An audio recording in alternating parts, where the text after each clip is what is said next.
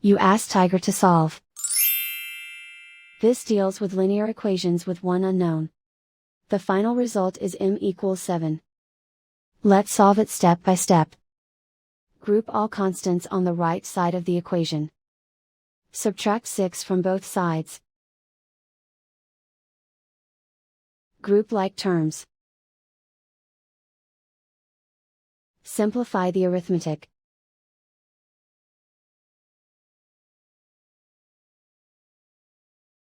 Isolate the m.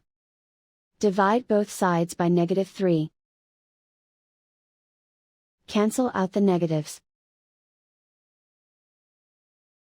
Simplify the fraction. Cancel out the negatives. Find the greatest common factor of the numerator and denominator.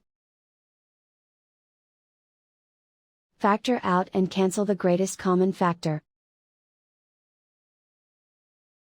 And so the final result is m equals 7.